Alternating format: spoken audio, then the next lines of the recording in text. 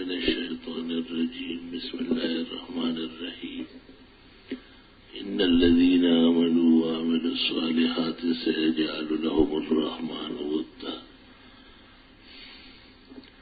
فإنما يسرناه بلسانك لتبشر به المتقين وتنذر به قوما لدا وكم أهلكنا قبلهم من قرن هل تحس منهم من أحد أو تسمع لهم ركزا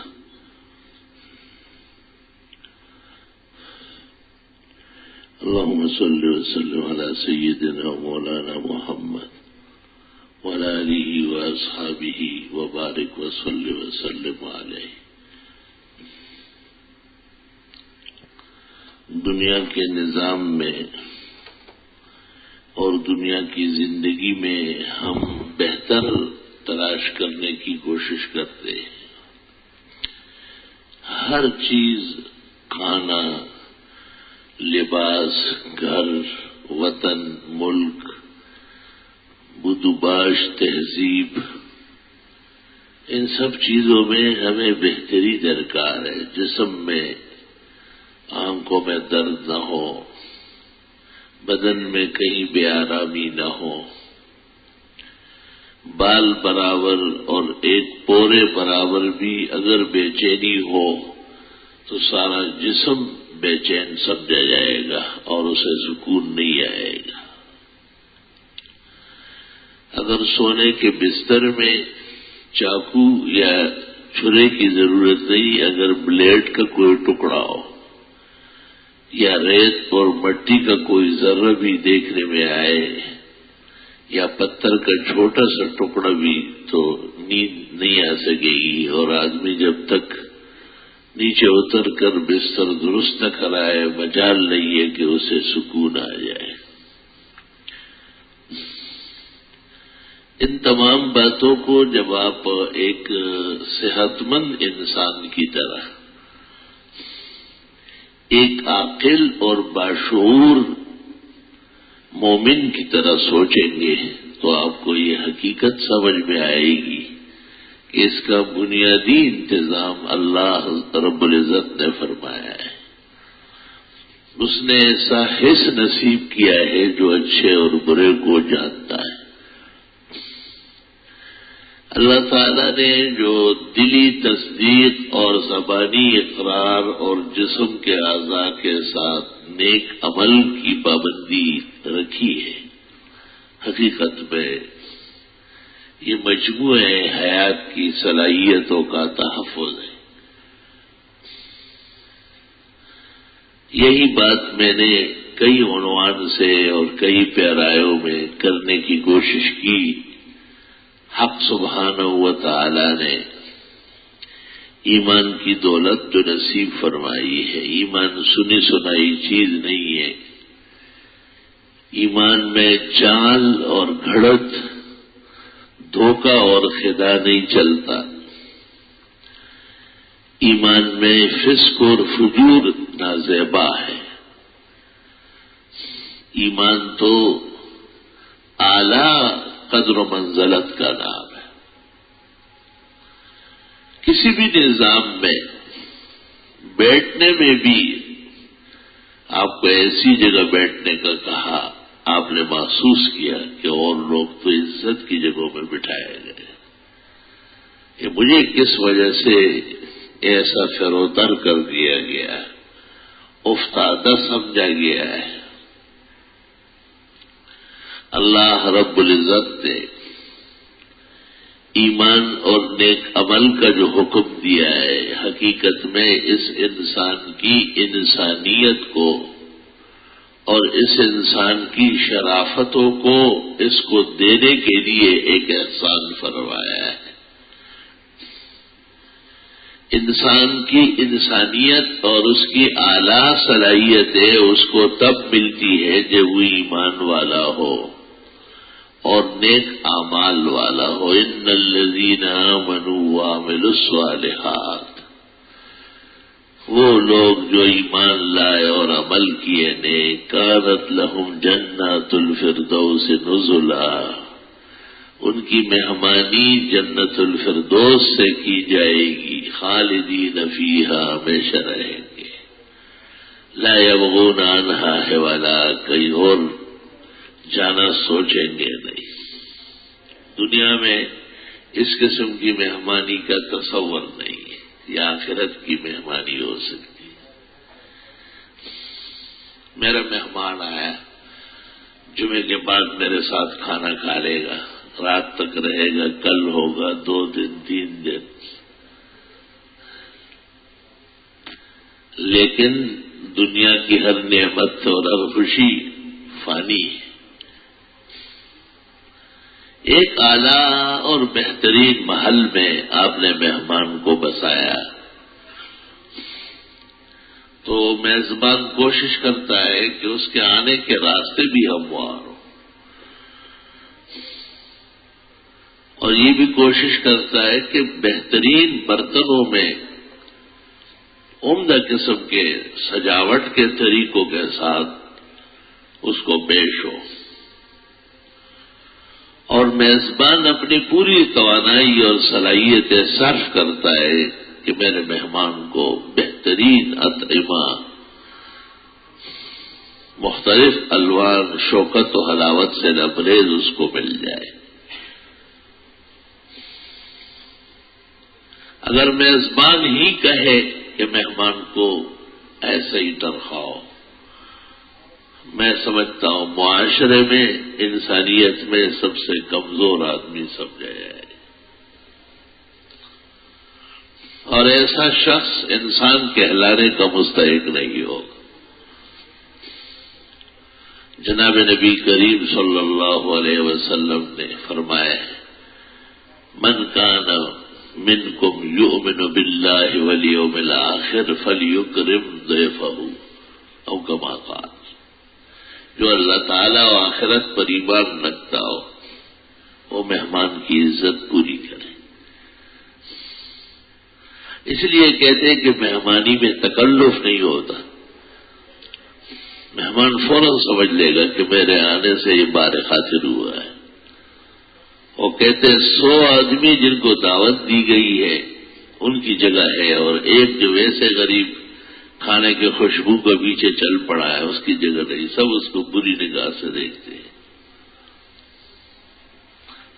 جو عالی ظرف اور بڑے مقام کے لوگ ہوتے تھے تو وہ دیکھ لیتے تھے کہ یہ 10 12 15 20 یہ تو ہمارے مہمان ہیں، یہ ایک ویسے آیا ہے، تو وہ کہتے دیکھو بھائی، یہ جن کو ہم نے دعوت دی اور تشریف لائے ہیں ان کا ایک احسان، اور جو ویسے آئے ہیں ہم سے کوتاہی ہو گئی، ہم اس کو نہ بلا سکے، اس کے 2 احسان تاکہ اس کا دل رہے۔ من کان منکم یؤمن باللہ والیوم الآخر فلیکرم ضیفہ۔ یہ مثال دیتا ہوں، مسئلہ آگے بیان کر رہا ہوں۔ حق سبحانہ و تعالی نے جنت کی مہمانی میں 2 باتیں کہی، خالدین فیہا، ہمیشہ رہیں گے، تو دنیا خود ہمیشہ نہیں ہے، قل متاع الدنیا قلیل، آپ فرمائیے دنیا اور اس کے خوشیاں اور ساز و سامان چند روز آئے، مل حیات الدنیا الا متاع الغرور، دنیا کا سارا ساز و سامان دھوکہ دہی کا ہے۔ ایک آدمی سمجھتا ہے میرا بہترین لباس، تو یہ لباس میلہ نہیں ہوگا، جب میلہ ہو جاتا ہے ذرا پسینہ آ جاتا ہے تو آدمی بیٹھتا دیکھا جلدی اس کو ذرا اٹھ پھینک دوں، تو لباس بھی کارگر نہیں ہے۔ اور کھانا کھا لیتا ہے بڑے شوق و ذوق سے، بڑا خوش ہوتا ہے، تو کیا اگلے ٹائم پھر بھوک نہیں لگے گی؟ مکان میں رہتا ہے، اس میں سب ضروریات ہوتی ہے، اچانک خیال آ جاتا ہے کہ او ہو فلاں فلاں چیز کی تو ابھی تک کمی ہے، اور یہ محلات اور یہ کوٹھیاں اور یہ 2,000 اور 3,000 گز میں جنت نما محلات، ان کی عمر کتنی ہے؟ عمر کا اندازہ تب ہوتا ہے جب دوسروں کو دے گی۔ حدیث شریف میں فرمایا ہے کہ قبرستان جانے سے تمہیں 2 چیزیں ملے گی، ایک آخرت سے تعلق بڑھے گا اور دوسرا دنیا سے بے تعلقی پیدا ہوگی۔ آدمی دیکھتا ہے کہ میرے والد صاحب، میری پیاری محبتوں کا پیکر میری امی یہ مٹی کے ڈھیر کے نیچے، اور جب آدمی دیکھتا ہے کہ اتنا بڑا شہر آباد ہے، سب کے سب زمین کے نیچے ہے، تو اسے اندازہ ہو جاتا ہے کہ ایسا کون سا عمل کروں، ایسا کون سا دوا اور غذا استعمال کروں، کتنی دولت صرف کروں، کہاں جاؤں کہ یہاں آنے سے بچ جاؤں۔ اللہ قرآن میں فرماتے ہیں تمہیں کوئی مفر نہیں، ہر حال میں یہی آنا ہے۔ ثم یردون الی مولاہم الحق، اللہ پر حق کے پاس لازم بچ جانا ہے، بچ نہیں سکتے۔ اب یہ کوششیں تو ساری خیال خام ہے۔ اگر آپ نے یہاں مسجد کے باہر کسی کو دیکھا اور اس کے پاس سونے کی اینٹیں ہوں، عمدہ قسم کے یاقوت ہو، جس کی قیمت جوہری 10 ارب اور 25 کرب لگا لے، اور وہ یہ کہے کہ یہ دینا ہے لیکن مجھے موت سے بچائے، تو آپ اتنی بڑی سونے کی اینٹوں اور قیمتی یاقوت اور جواہر کے ہوتے ہوئے اس شخص کو پاگل کہے کہ یہ دیوانہ ہے، غلط بات کہتا ہے۔ موت سے کوئی بچ سکتا ہے؟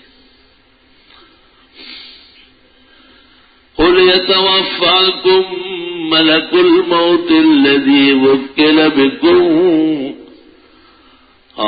جو موت تم پر مسلط ہے وہ تم کو آن پکڑے گی۔ ثم تردون الی عالم الغیب والشہادہ قل ان الموت الذی تفرون منہ فإنہ ملاقیکم، جس موت سے تم بھاگنے کی کوشش کرتے تھے وہ خود تم سے مل لے گی۔ وَإِمَا دَنَسِبَاتِ اسْتَعُقْلَا نصیب زماد لار مل را سرزنا، کہتے میں نے تو بہت بچنے کی کوشش کی لیکن وہ میرے ساتھی بن کر ساتھ ساتھ چل رہا ہے۔ لا الہ الا اللہ۔ تفسیر روح المانی میں ایک عجیب واقعہ حضرت سلیمان کے جاہ و جلال کے ذیل میں لکھا ہے۔ سلیمان علیہ السلام کی خدمت میں ایک شخص لرز رہا تھا اور رنگ بدل رہا تھا جیسے اس کو کوئی کچھ ہونے والا، اور حضرت سلیمان نے پوچھا کیا ہو رہا ہے؟ سامنے ایک شکل نظر آ رہی ہے، اس سے ڈر لگتا ہے۔ سلیمان تو اللہ کے نبی مرسل اور عبد معصوم تھے، انبیاء و مرسلین میں ان کی سلطنت حیران کن ہے۔ ہمارے پیغمبر نے ایک موقع پہ کہا کہ میں یہ کر لیتا مگر سلیمان کی سلطنت میں دخل دینا ٹھیک نہیں، یہ ان کا کام، میں نہیں چھیڑوں گا اس کو۔ کب کے گزرے ہیں حضرت فرماتے تھے یہ میرے بھائی سلیمان کے اختیارات میں دخل نہیں دیا۔ اتنی حیا ہے نبیوں، اتنی تہذیب ہے، ایک افسر دوسرے کو چھیڑتا ہے، ایک پڑوسی دوسرے کو تنگ کرتا ہے کہ یہاں سے چلے جائے۔ 2 بھائیوں کا سلوک ذرا دیکھ لیں۔ سلیمان کب کے دنیا سے گزر چکے ہیں، اور ہمارے پیغمبر ہزاروں سال بعد فرماتے ہیں کہ رات کو ایک سرکش جن آیا اور میری نماز خراب کرنے کے لیے مجھ پہ شعلے پھینک رہا تھا، فَأَمْكَنَنِيَ اللَّهُ مِنْهُ۔ ہمارے نبی کی منزلت بہت اونچی ہے۔ کوئی اور ہوتا تو کہتا میں نے پکڑ لیا، کوئی اور ہوتا تو کہتے میں نے گھیر لیا۔ حضرت کہتے اللہ تعالیٰ نے مجھے توفیق دی اس کو گرفتار کرنے، یا رب صلی وسلم علیہ۔ فَأَمْكَنَنِيَ اللَّهُ، دینی مدرسوں کے طلباء جملوں کو خاص خیال رکھیں۔ ایسا بہترین عطر استار میں دھلا ہوا کوثر التسنیم سے آراستہ پیراستہ ارشاد ہے فَأَمْكَنَنِيَ اللَّهُ مِنْهُ. اور صحابہ کی بھی آپ نے یہی تربیت فرمائی. مدینہ منورہ میں ایک شخص تھا ابو رافع یہودی تاجر و اہل شام. بہت ناکارہ آدمی تھا. حضرت کی خدمت میں جانے والے لوگوں کو چھیڑتا تھا. ناحق کئی مسلمانوں کو حضرت پر ایمان لانے کے جرم میں قتل کر چکا تھا. اس کا گھر ایسی جگہ تھا کہ وہیں سے گزر کے حضرت کی خدمت میں جانا ہوتا تھا.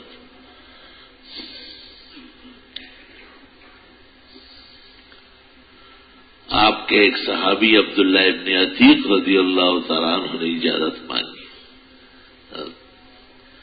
مسلمانوں کے راستے صاف کرنا چاہیے.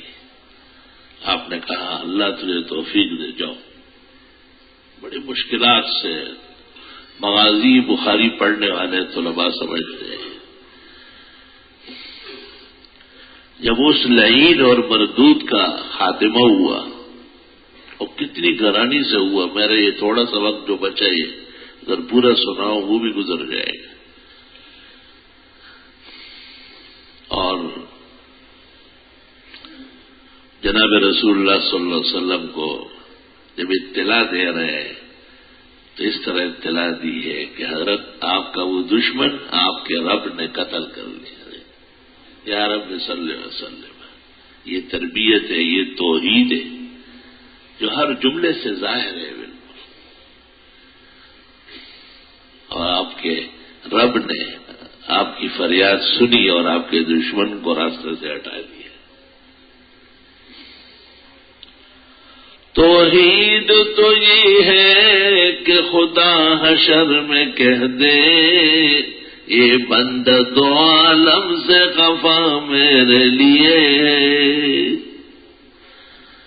لا الہ الا اللہ.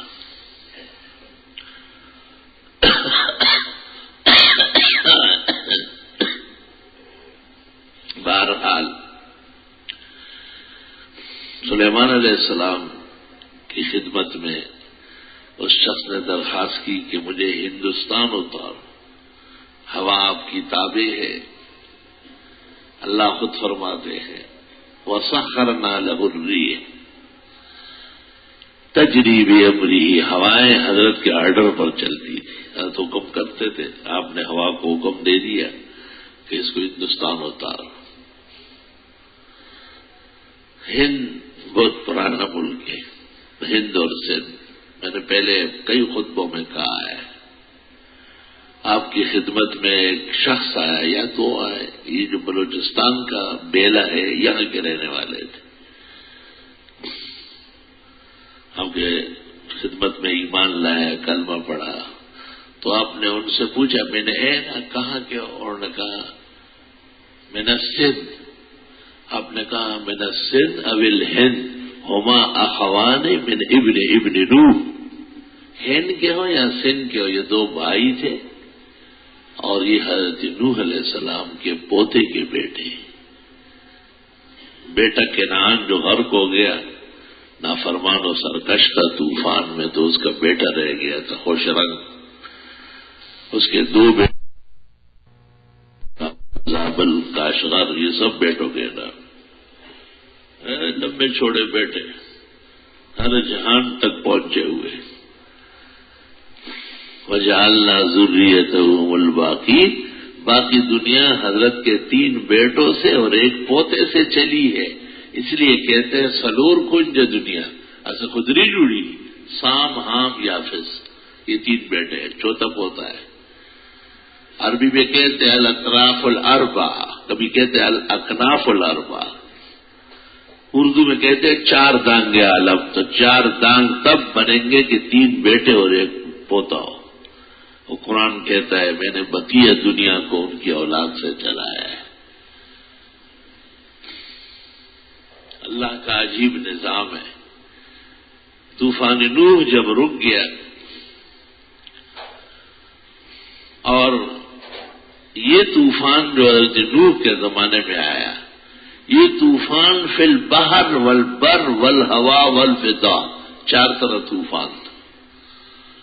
ہوا میں بھی، ما بین السماء والارض بھی، خشکی میں بھی، تری میں بھی۔ ہمارے استاد مورخ العالم، محدث کبیر، مفسر العلام حضرت اقدس مولانا لطف اللہ صاحب رحمۃ اللہ علیہ فرماتے تھے، دنیا کے بڑے بڑے پہاڑوں پر، بڑے پہاڑ جیسے کیٹو، کوئی کاف، کوئی ہمالیہ، اس طرح وہاں پر نشانیاں اب بھی بھری ہوئی ہے میل کچیل خس و خاشاک سے۔ یہ طوفان نوح کی نشانی ہے، طوفان نوح کی نشانی ہے۔ لا الہ الا اللہ۔ اور قیامت سے پہلے پوری دنیا میں کبھی ایسا طوفان نہیں ہوگا۔ اللہ کا غضب بہت زیادہ تھا حضرت نوح کے زمانے کے کفار پر۔ حضرت نے بڑی تبلیغ کی تھی، 950 سال تو طوفان سے پہلے، جس کو قرآن میں ذکر کیا، لبث فیہم الف سنۃ الا 50 عاما، 950 سال، 950 سال۔ اوہو، آپ کو پتہ چل گیا کہ ایک بزرگ صبح سرحد سے آتے ہیں اور 137 سال کے تو لوگ باغ سندل بابا جی کو دیکھتے ہیں۔ اور شیخ الاسلام پاکستان مولانا شبیر احمد عثمانی نے فوائد التفسیر میں سورۃ کاف کے اندر جہاں اصحاب کاف کا ذکر ہے کہ وہ 309 سال بعد آئے، وہاں ہندوستان کے ایک ریاست کا ذکر کیا ہے۔ اس ریاست کا نام شیخ الاسلام پاکستان نے لکھا ہے زیشوان۔ ہندوستان والے غریب حیران ہے کہ یہ کہا ہے۔ لکھا ہے کہ وہاں ایک شخص ہے جس کی عمر 256 سال ہے اور ابھی ابھی حال ہی میں 52ویں شادی کا ولیمہ کرایا ہے، کیونکہ بیویاں تو اتنی نہیں ٹھہر سکتی ہے جتنا بابا جی رہا ہے۔ بیوی نے تو ٹائم پہ جانا ہے، اور بابا کی صحت بھی ماشاءاللہ خوب تھی۔ جب 52ویں شادی میں ولیمہ کھلاتا ہو، ہندوستان کے اخبارات بھر کے آئے۔ لیکن معلومات کا تحفظ علم کے بغیر نہیں ہوتا، اس لیے عالموں کو سب سے زیادہ معلومات ہوتی ہے۔ وہ قیمتی باتوں کو جانتے ہیں، ان کی قدر جانتے ہیں۔ وہ لا الہ الا اللہ۔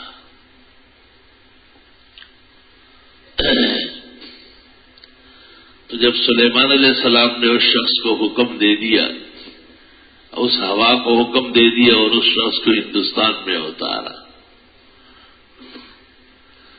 تو وہی شکل جو سلیمان کی مجلس میں اس کو نظر آ رہی تھی وہ یہاں کھڑی ہے اور ہنس رہی ہے۔ تو اس شخص نے پوچھا، آپ وہاں فلسطین میں القدس کے پاس حضرت سلیمان کی خدمت میں مجھے دیکھ رہے تھے اور مجھے ڈر لگ رہا تھا، اب یہاں دیکھ کے ہنس رہے ہو؟ تو اس نے کہا، مجھے اللہ تعالیٰ نے یہاں آنے کا کہا تھا کہ پہنچو اس کی روح قبض کر لو، اور میں نے دیکھا کہ آپ سلیمان کی خدمت میں آرام سے بیٹھے ہوئے۔ میں حیران ہوا کہ مولا کریم تیری قدرت پر آفرین ہے، مجھے کہتے ہیں ہند پہنچو، وہ یہاں پر فلسطین میں بیٹھا ہے۔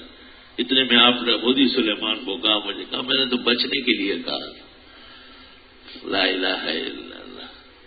اللہ تعالیٰ کی قدرت کیسی عجیب ہے کہ جو فرشتے آتے جاتے ہیں، میں نے حضرت جبریل کی ایک روایت دیکھی ہے، اور اس میں حضرت جبریل کہتے ہیں کہ کبھی میں 7ویں آسمان پر ہوتا ہوں، اور اس سے جب میں 6ٹھے آسمان یا 5ویں کو دیکھتا ہوں تو اتحاف ڈر لگتا ہے۔ یہ ہمارے مینار جو ہے 130 فٹ کے قریب ہے۔ اس زمانے میں صحت تھی، کبھی یہ خیال بھی نہیں تھا کہ ہم بیمار ہوں گے۔ تو میں کبھی کبھی جب طلباء نہیں ہوتے تھے دیکھنے کے لیے اس کو چڑھتا تھا۔ ایک دفعہ ایسا ہوا کہ چڑھا، لیکن جب اوپر سے دیکھا تو الٹی کسی کیفیت ہو گئی۔ میں سمجھ گیا کہ اب انقلاب صحت برپا ہے، اور کل بندوں نے کہا ہے کہ بڑھاپے میں جوانی کا خیال کمک لی۔ اس کے بعد میں نے کوشش نہیں کی، میں تو فرق آ گیا۔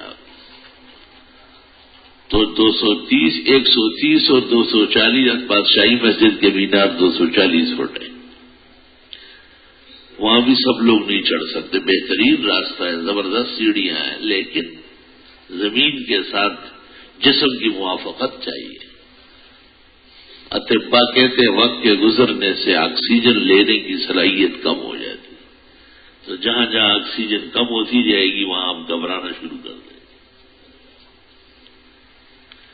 لیکن جبریل کہتے ہیں کہ اتنے میں ہمارا اللہ ہو، اللہ تعالیٰ حکم دیتے ہیں کہ چل زمین پہ پہنچ، کہ بس مجھے پتہ نہیں ہوتا کہ یہ آسمان کہاں گئے، میں زمین پہ کھڑا ہوتا ہوں۔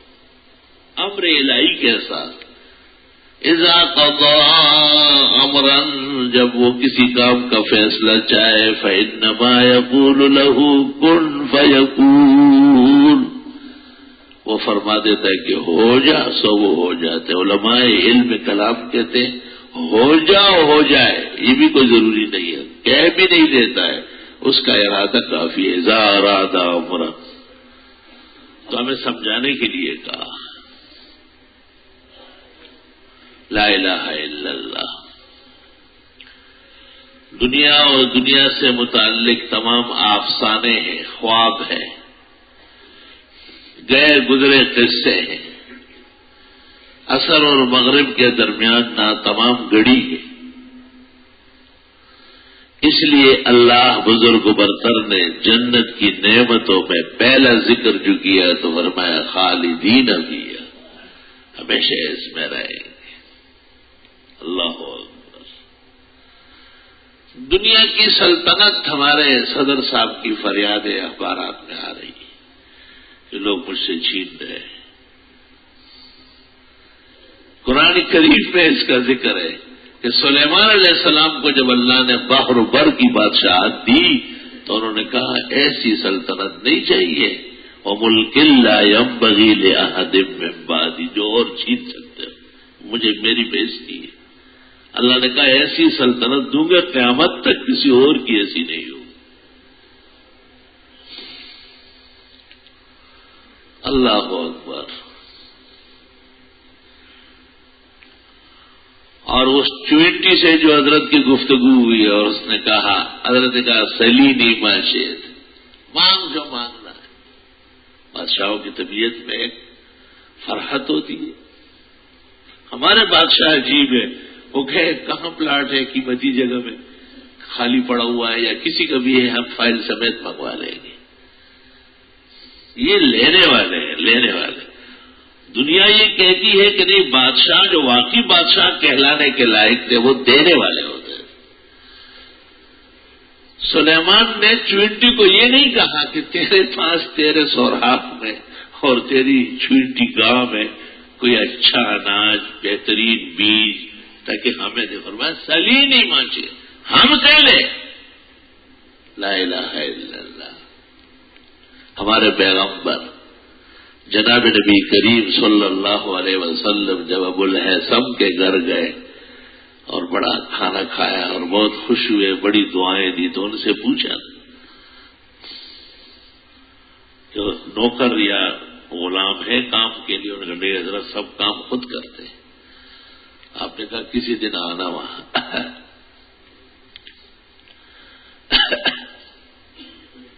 اللہ تعالیٰ کا عجیب امتحان ہے۔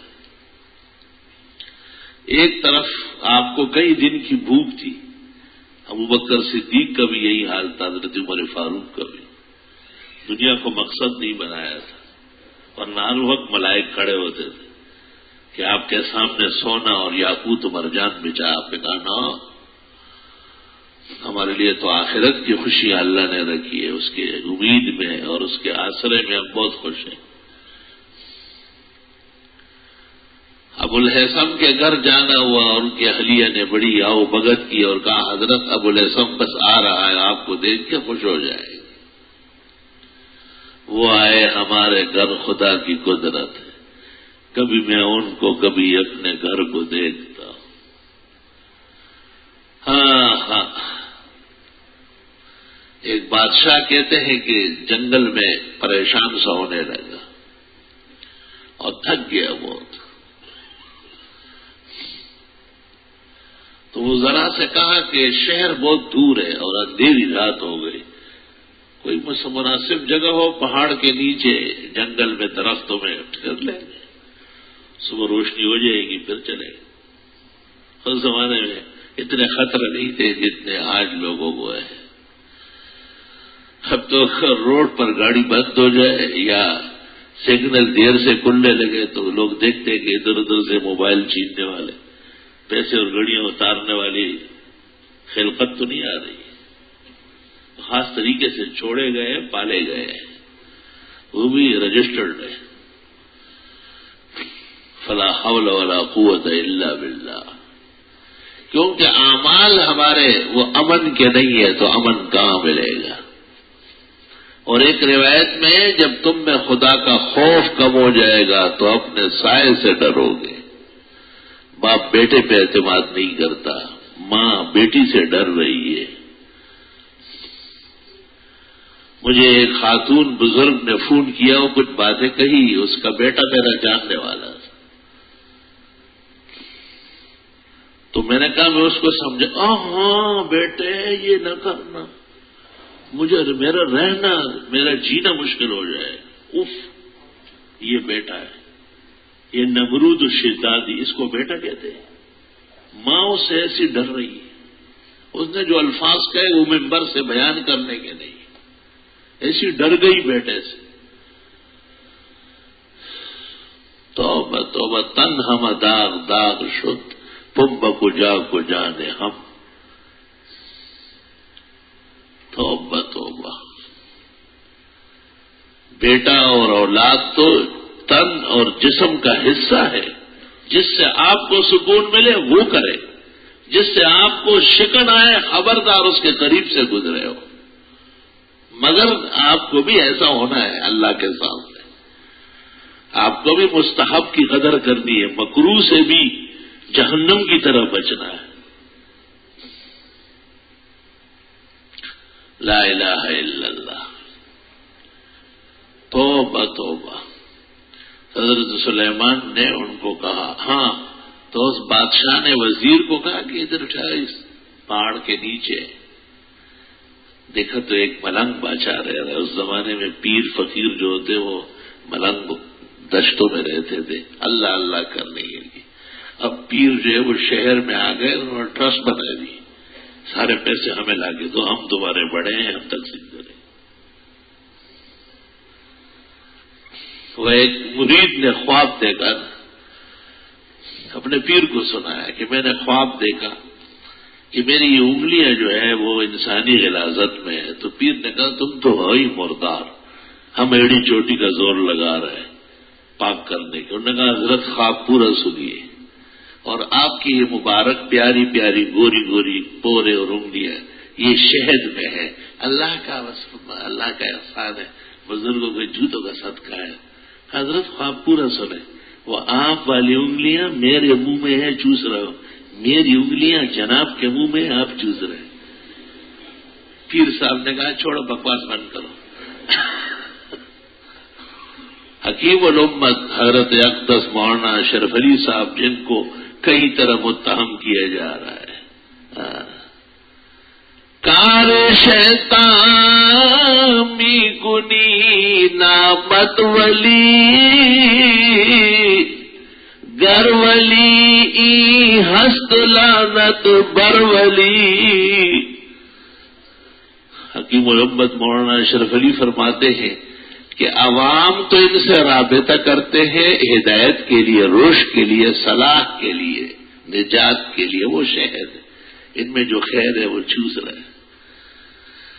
یہ ان کے مال و دولت پر نظر رکھتے ہیں، اور مال و دولت تو نجاست و غلاظت ہے. یہ بینک بیلنس، یہ بڑے بڑے پلاٹ، باغات، کوٹیاں، محلات، کروڑوں اربوں کربوں کے سرمائے، اگر یہ آپ کو آخرت میں دکھایا جائے تو یہ پیشاب پاخانے گوبر و لید کا ڈھیر ہوگا. اس لیے فرماتے ہیں انفقوا مما رزقناکم، اللہ فرماتے میرا مال ہے، میں نے دیا ہے، خرچ کرو نا میرے نام پہ، میں کہتا ہوں دے دو، کیوں نہیں دیتے؟ ایک اپیل ہو گئی۔ دوسرا اپیل وَجَعَلَكُمْ مُسْتَخْلَفِينَ فِيهِ، تمہیں چند دن کے لیے دیا گیا، تمہارا ہے مگر بس نند کا سباد ہے، دامل تزر و نشاد ہے، جانے والا ہے آپ سے، آپ روانہ ہونے والے ہیں قبرستان کی طرف، سفید لٹے پھرے جانے والے، وہ بھی نصیب ہوں گے یا نہیں۔ تیسری اپیل وَمَن يُقْرِضُ اللَّهَ قَرْضًا حَسَنًا، تمہارا صحیح قرض دے دو، دین پر خرچ کر لو، اللہ فرماتے ہیں بہترین دوں گا۔ چوتھا اپیل للہ میراث السماوات والارض، مر جاؤ گے سارا ویسے رہ جائے گا۔ کیا بہتر یہ نہیں تھا کہ اللہ کے دین پر، اللہ کے نام پر دل و جان سے خوش دلی سے خرچ کر لیتے اور اللہ کی رضا پاتے؟ ان الذین آمنوا وعملوا الصالحات، وہ لوگ جو ایمان لائے اور عمل کیے نیک، سیجعل لهم الرحمن ودا، ان قریب اللہ رحمان ان کو اپنی محبت دے دے گا۔ ان الذین آمنوا وعملوا الصالحات كانت لهم جنات الفردوس نزلا، بے شک جو لوگ ایمان لائے اور عمل کیے نیک، ان کو جنتوں کی مہمانی دی جائے گی۔ تو مہمانی کے دو قسم بتائے اور سارے جہان میں وہ نہیں ہے۔ خالدین فیہا، ایک تو ہمیشگی ہوگی، دوسرا ہے کہ دنیا کی ہر چیز سے بڑی چیز بھی ہوگی، ہر نعمت سے بڑھ کر بھی۔ فرمایا لا یبغون عنہا حولا، یہ اس کے علاوہ کسی اور چیز کو نہیں مانگیں گے۔ اللہ تعالیٰ ایمان و نیک اعمال نصیب فرمائے۔ وآخر دعوانا الحمدللہ حمدا کثیرا وسبحان اللہ بکرۃ واصیلا، اللہ اکبر کبیرا، اشہد ان لا الہ الا اللہ وحدہ لا شریک لہ، واشہد ان سیدنا مولانا محمد وعلی آلہ واصحابہ وبارک وسلم علیہ۔ اما بعد فیا ایھا المؤمنون وحدوا اللہ فإن التوحید راس الطاعات واتقوا اللہ فإن التقوى ملاک الحسنات، علیکم بالسنة فإن السنة تہدی إلی الإطاعة، ومن أطاع الله والرسول فقد رشد واهتدى، ومن يعص الله ورسوله فقد ضل وغوى، وإياكم ومحدثات الأمور فإن كل محدثة بدعة وكل بدعة ضلالة وكل ضلالة في النار۔ أعوذ بالله من الشيطان الرجيم، إن الله اصطفى لكم الدين فلا تموتن إلا وأنتم مسلمون، إن الدين عند الله الإسلام، ومن يبتغ غير الإسلام دينا فلن يقبل منه وهو في الآخرة من الخاسرين، وقال رسول الله صلى الله عليه وسلم الدين والنصيحة۔ بارك الله لنا ولكم في القرآن العظيم ونفعنا وإياكم بالآيات والذكر الحكيم، إنه تعالى جواد قديم كريم ملك بر ورب رؤوف رحيم۔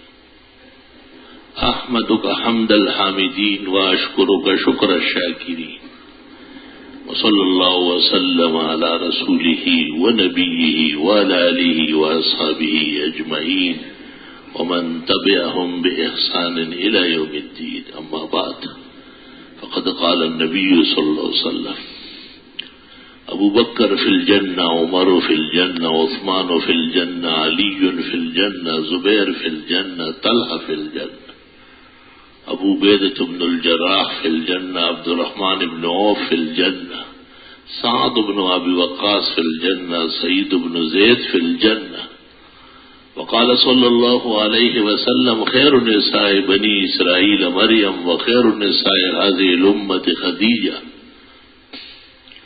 وقال صلی اللہ علیہ وسلم فضل عائشہ علی النساء كفضل الثريد على سائر الطعام وقال لبنته فاطمة سيدة نساء أهل الجنة رواه البخاري وقال صلى الله عليه وسلم لا تسبوا أصحابي فإن أحدكم لو أنفق مثل أحد ذهبا ما بلغ مد أحدهم ولا نصيفا إن الله يأمر بالعدل والإحسان وإيتاء ذي القربى وينهى عن الفحشاء والمنكر والبغي يعظكم لعلكم تذكرون.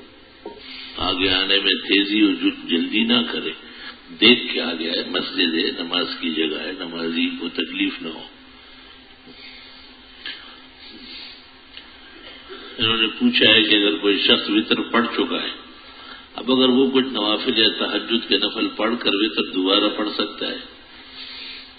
شرح معنی الاثار میں ہے کہ صحابہ کی ایک جماعت اور تابعین کی یہی کرتے تھے کہ اگر انہوں نے وطر کے بعد کوئی نفل پڑھ لیے تو وہ فرماتے تھے کہ کوئی نمازی کے سامنے گزر کے آپ آ رہا ہے، تمہیں شرم نہیں آتی؟ پرچی آگے بڑھا رہا ہے، جہنمی کہیں گے.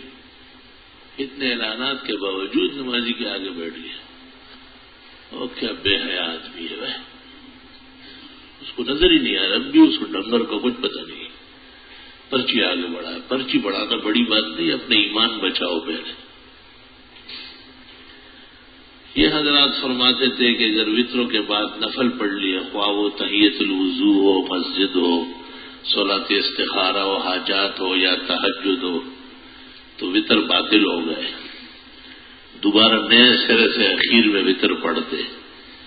لیکن جناب رسول اللہ صلی اللہ علیہ وسلم کی ایک حدیث ہے کہ ایک رات میں 2 وطر نہ پڑھا کریں.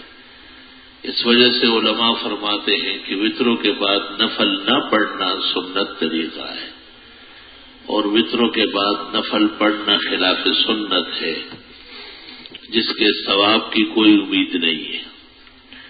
البتہ اگر ایسا کر لیا گیا تو ارتکاب تو ناپسندیدگی کا ہوا، لیکن دوبارہ وطر پڑھنے کی اجازت نہیں ہے. حضرت میری بہن شادی ہو کر گئی، اب اگر وہ ہمارے گھر یعنی اپنے ماں باپ کے گھر 3-4 دن کے لیے کراچی آئے تو نماز قصر کرے یا پوری نماز پڑھے گی. جب یہاں ماں باپ رہ رہے ہیں اور ان کا اپنا گھر اور جائیدادیں موجود ہے تو اولاد کا بھی اس میں حصہ ہے، لہذا وہ جب یہاں آئے گی تو پوری نماز پڑھے گی، خواہ 1 دن کے لیے ہو 2 دن کے لیے ہو. علماء تو یہ فرماتے ہیں کہ داماد بھی جب سسرال جائے تو وہ وطن اصلی ہے، خود بخود مقیم ہو جاتا ہے. تو داماد کی حقیقت تو اس گھرانے کی بیٹی کی ہے، اس کی وجہ سے اس کا وطن اصلی بنتا ہے. تو حاصل یہ نکلا کہ جب تک ماں باپ نے ان میں جائیدادیں تقسیم کر کے فارغ نہیں کیا ہو، اس سے پہلے جب لڑکی یا داماد آئیں گے تو وہ قصر نہیں کریں گے، پوری نماز پڑھیں گے.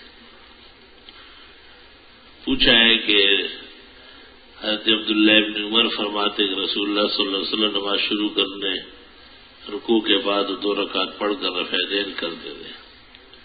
رفعتین نہ کرنے کی دلیل بھی یہی ہے، اس کے اخیر میں ہے وَذَكَرَهُ حَمَّادٌ عن ایوب مختصراً، کہ حماد نے ایوب سے جو روایت نقل کی عبداللہ ابن عمر کی، اس میں رکوع جاتے وقت اور رکوع سے سر اٹھاتے وقت رفعتین نہیں ہے. اور عبداللہ ابن عمر کی روایت مسند حمیدی میں ہے، امام بخاری کے استاذ کی جو کتاب ہے اس میں ہے کہ عبداللہ ابن عمر فرمایا کرتے تھے کہ رکوع جاتے وقت اور رکوع سے سر اٹھاتے وقت اور 2 رکعت کے بعد جناب رسول اللہ صلی اللہ علیہ وسلم لا یرفع یدیہ، رفعتین نہیں کرتے تھے.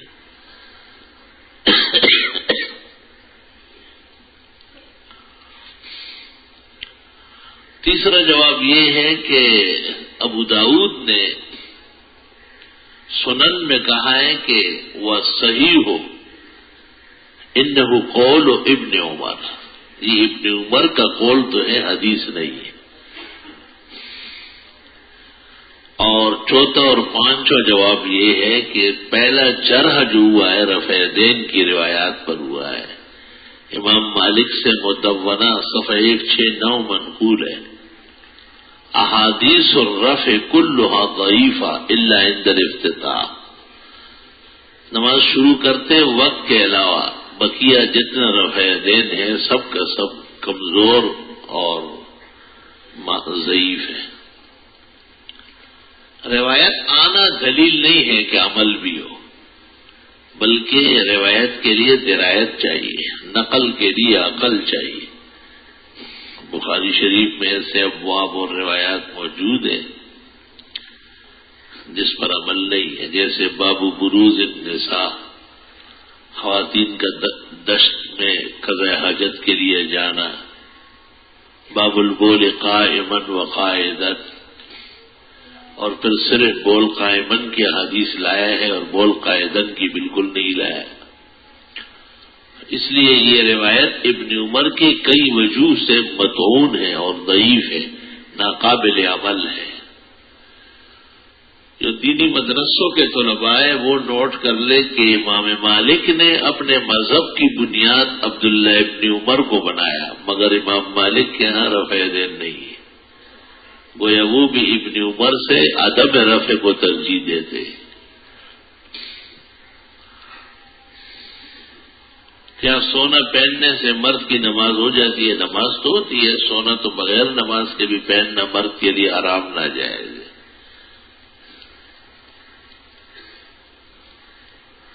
گھی گوار آگے لکھا پتہ نہیں حلیل وغیرہ، گھی گوار کا پودا گھر میں لگا سکتے ہیں، کیونکہ یہ پودا عموماً قبرستان میں زیادہ لگا ہوتا ہے، کچھ لوگ اس کو گھر میں لگانے کو منع کرتے ہیں۔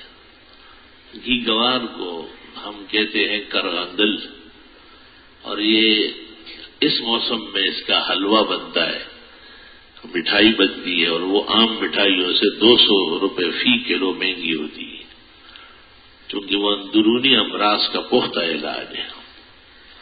اور جو دانہ پکتا نہ ہو تاکہ پک جائے، پیپ نکل جائے، تو گھی گوار کا پتا لگاتے ہیں۔ بعض لوگ اس کو شیر پنجہ کہتے ہیں، تو یہ تو شفا کا پودا ہے۔ لوگ تو گھر میں بیری بھی نہیں چھوڑتے ہیں، بعض لوگ انجیر نہیں چھوڑتے، کہتے اس میں جنات بسیرا کرتے ہیں۔ لوگوں کے خیالات تو کمزور ہے، اور اس پودے میں کوئی حرج نہیں، سینکڑوں فوائد و برکات۔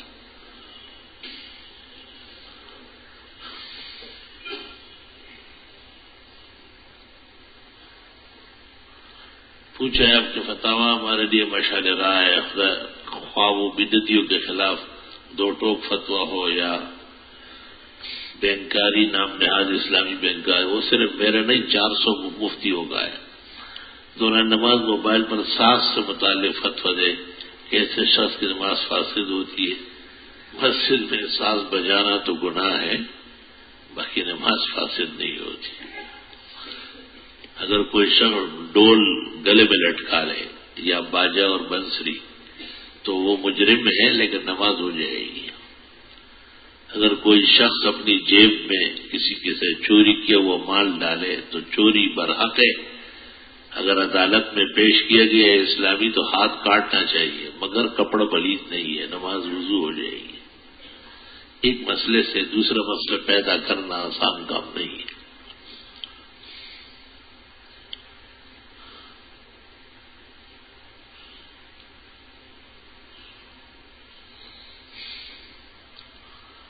لکھا ہے کہ ٹی وی پر قرآن چینل پر بشیر فاروقی نے یہ بات کہی کہ شیخ عبدالحق فرماتے ہیں کہ ماہ ربیع الاول کا درجہ شب قدر سے بڑھ کر ہے۔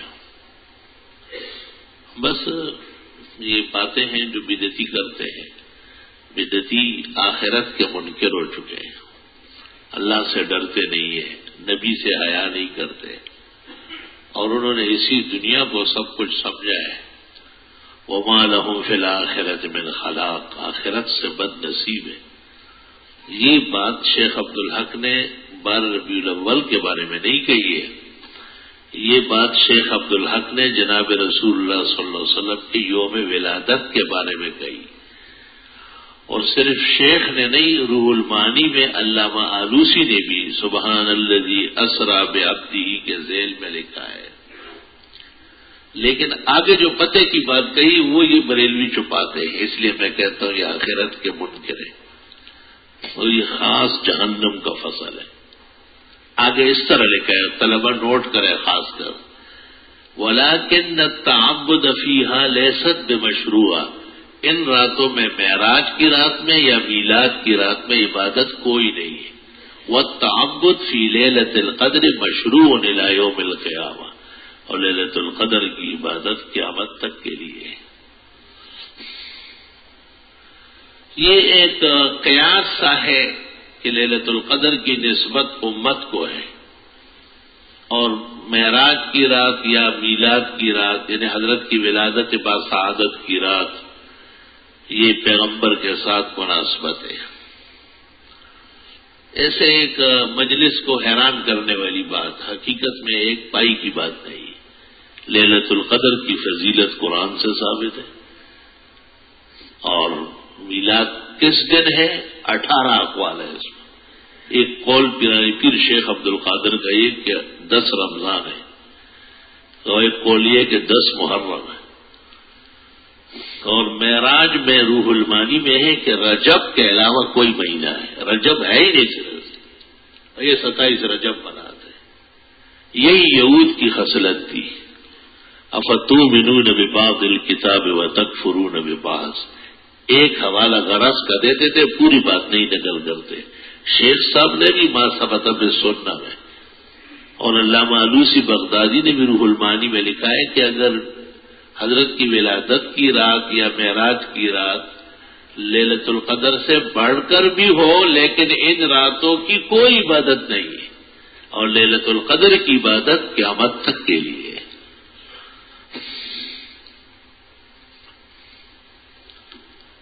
ربنا لک الحمد امام کہہ سکتے ہیں، صاحبین کہتے ہیں کہ کہہ سکتے ہیں۔ صاحب ہدایہ نے محقق مذہب حنفیہ کا یہ نقل کیا کہ امام ربنا لک الحمد نہیں کہے گا، اگر کہے گا تو فیقع تحمیدہ بعد تحمید المقتدی وہو خلاف موضوع الامامہ، فرماتے ہیں کہ نہیں کہہ سکتا امام۔ کیوں؟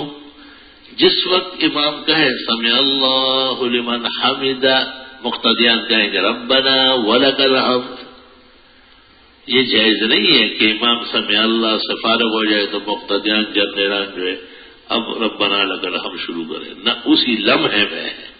اذا انتقل من الخفض الى الرفع، جب نیچے سے اوپر ہونے لگا اس دورانیے میں امام کہے گا سمع اللہ لمن حمدہ، اور مقتدی کہے گا ربنا لک الحمد یا ربنا ولک الحمد۔ اب اس دوران جب امام نے کہا سمع اللہ لمن حمدہ تو مقتدیوں نے کہا ربنا ولک الحمد۔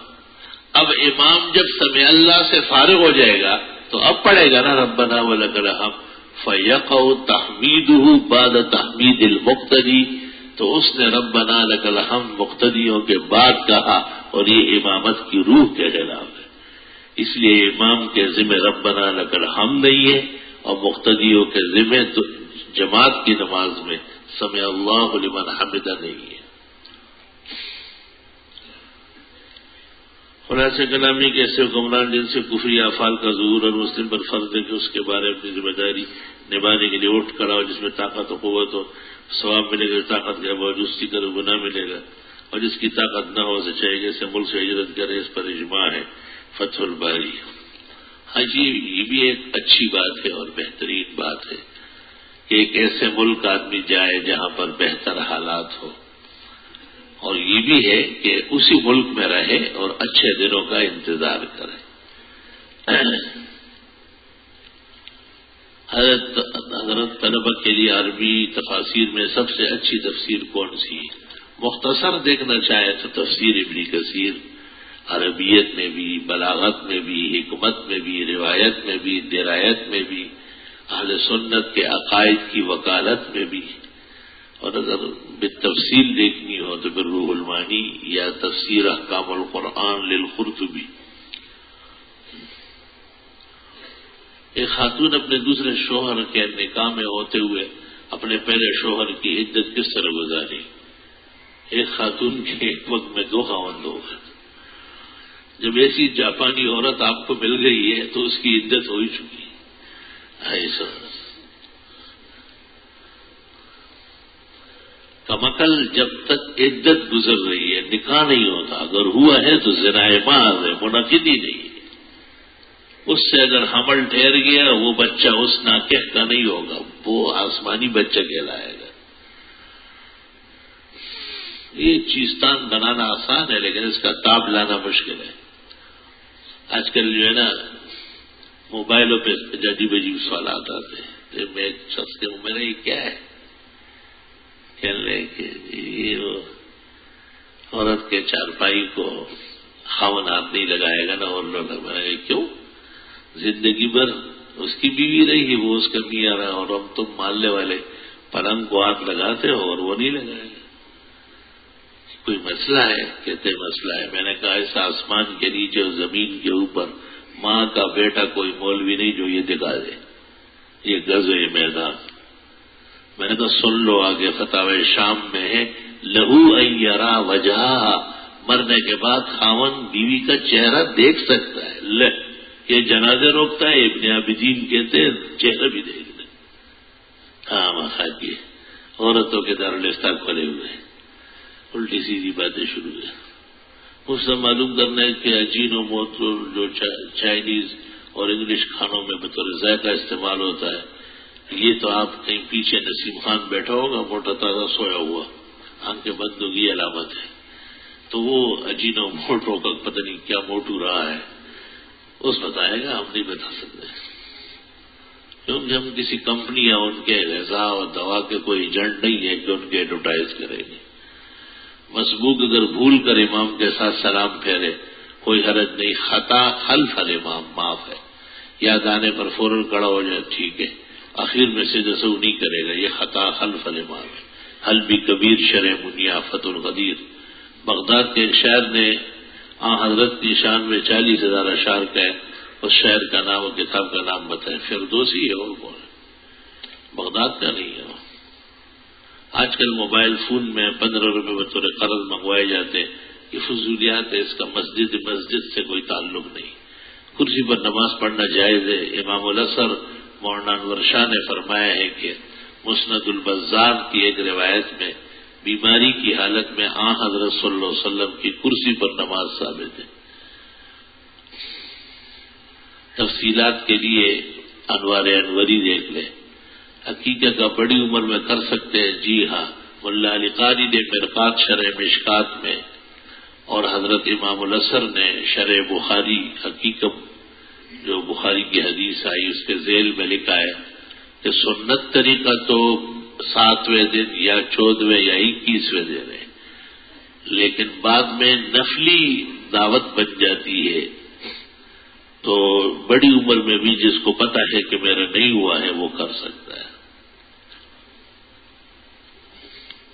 اس لڑکی کا عقیدہ حاضر ناظر کا اور لڑکی سے وہ کافر مرتد اسلام سے خارج ہے، اس سے نکاح نہیں ہوگا. اور جو ہوا ہے وہ بھی کل ادب ہے. قبر سے خوشبو آنے سے کیا وہ جنتی ہے؟ یہ اس بات کی دلیل نہیں ہے. اکثر لوگ تو آج کل خود ہی قبر میں بہت سارے خوشبو ڈال لیتے ہیں. میں نے خود ایک شخص کو دیکھا ہے باقاعدہ قبرستان پورا ٹین لے گیا خوشبو کا، چاروں طرف پھینک دیا، پھر مجھے ہی کہہ رہے تھے. میں نے کہا میرے سامنے ہی تو لے گیا. تو کرامت اور کمال پیسوں سے پیدا کیے جا رہے ہیں. بیوی کی غیر موجودگی یا نہ ہونے کی صورت میں شوہر نے اسے طلاق دی. بیوی کا موجود ہونا، سننا، قبول کرنا کوئی ضروری نہیں. طلاق فعل کا زوج کا فعل ہے، جب چاہے دے گا. بہت دعائیں دی، اللہ جزائے خیر ہے. ایک بندہ 3 لاکھ منافع رکھ کر 13 لاکھ کار بیچتا ہے آسان قسطوں پر. ہم یہ کار مارکیٹ میں 10 لاکھ کی فروخت کرتے ہیں، ان پیسوں میں اپنا خرچ بھی نکالتے ہیں. اب چونکہ احساس ہے یعنی کار نہیں ہے لہذا ہم اس بندے کو قرضے کے اوپر بنایا. آپ یہ دارالفتہ دوبارہ لکھیں. لمبا چھوڑا سوال ہے، گھوما ہوا. قرضے کے بارے میں ذرا وضاحت سے فرمائیں. قرضہ کیا ہے؟ اور قرض حسنہ کیا ہے؟ قرض ایک کہ آپ لوگوں سے پیسے مانگتے ہیں کہ بعد میں دوں گا، اور قرض حسنہ یہ ہے کہ آپ نے ایک شخص کو اس کی حاجت دیکھ کر دے دیے بغیر اس کے مانگے۔ دوسری تعریف قرض حسنہ یہ ہے کہ لوگوں سے چھپا کر دے دیے۔ تیسری تعریف یہ ہے کہ یہ ارادہ ہے کہ اگر دے دیے تو لوں گا اور اگر نہیں دیے تو نہیں لوں گا۔ تفسیر روح البیان میں قرض حسنہ کی متعدد تعریف لکھی ہے اور زاد المسیر میں بھی۔ شیخ الاسلام ابن تیمیہ فرمایا جب کچھ دن اللہ تعالیٰ کا کچھ غیر اللہ کا چل رہا ہو تو ایسا کرنے والوں کے ساتھ قتال کرنا واجب ہے جب تک کہ صرف اللہ کا دین نافذ نہ ہو۔ ٹھیک ہے، مجموع فتاوا تو کئی قسم کے ہوتے ہیں۔ عبدالحی صاحب کی ایک کتاب پڑھی ہے، میں کچھ وظائف ہے کہ ہر فرض نماز کے بعد 6 دعائیں پڑھے، غلط لکھا ہے انہوں نے، بالکل غلط لکھا ہے، ہر فرض کے بعد غلط ہے۔ فرض نماز کے بعد مختصر دعا اللہم انت السلام اور پھر قیام الی سنہ۔ ہم اپنا دین اور فقہ مولانا عبدالحی کے لیے نہیں چھوڑ سکتے۔ مولانا عبدالحی کی فقہی لغزش علماء میں معروف ہے، عمر بر طلاق رجی و بائن کا فرق نہیں جانتے،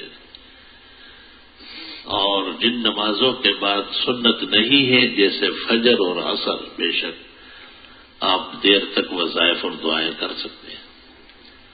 میں سوال پوچھنا چاہتا ہوں کہ سفر میں اعتکاف کی کوئی حقیقت ہے؟ نہیں، کوئی نہیں۔ بعض ذرا سفر میں اعتکاف میں بیٹھتے ہیں، یہ ان کی فرصت کی بات ہوگی، یا وہ بلاؤں سے بہت ڈرتے ہیں۔ عوام میں مشہور ہے کہ 77,000 بلائیں ہر سورج کے کرن کے ساتھ آتے ہیں، اب جھوٹے۔ ریان و عریبہ دونوں نام مناسب نہیں۔ میرے اوپر قرضہ بہت ہے، میرے پاس ایک پلاٹ ہے، میں اس کو بیچ کر قرضہ ادا کرنا چاہتا ہوں، کوئی وظیفہ بتا دیجیے۔ نہ پلاٹ خریدنے کا میرے پاس وظیفہ ہے، نہ بیچنے کا ہے۔ جب آرام سے بکے تو ایک حصہ مدرسے میں بھی ڈالیں، یہ وظیفہ دے سکتا ہوں۔ اللہ کو جزائے خیر دے، آپ کی عمر میں اور علم میں اور برکات دے، اور آپ کے علم سے تادیر ہمیں مستفیض فرمائے، آمین۔ میرے بھائی مستقل جمعہ یہاں پڑھتا ہے، اس کے دل کی دوسری 2 شریانیں بند ہیں، ڈاکٹر نے آپریشن تجویز کیا ہے، اللہ تعالیٰ صحت کاملہ شفا عاجل عطا فرمائے۔ یا قوی القادر المقتدر قوّ وقلبہ۔ الحمدللہ رب العالمین، نستغفرک اللہم ونسألک السلام والعافیہ۔ اللہ تعالیٰ بیماروں کو صحت شفا دے، مسلمان مرحومین کی بخشش فرمائے، جن کی جو حاجات ہیں اپنے خزائن احسان سے پوری فرمائے، اور جن کی جو دعائیں ہیں اللہ تعالیٰ قبول و مقبول فرمائے، جو مرادیں ہیں اور دین و دنیا کے لیے مناسب ہے اللہ عطا فرمائے۔ شہر اور ملک میں اللہ باقاعدہ خوشگوار پائیدار امن سکون قائم فرمائے، مسلمان ملک اور بیرون ملک میں عتاب اور عذاب سے محفوظ فرمائے، نیکیاں اور حسنات اپنانے کی توفیق عطا فرمائے، اغیار اور ان کے ناکارہ آثار سے ہماری حفاظت فرمائے۔ صلی اللہ علیہ وسلم۔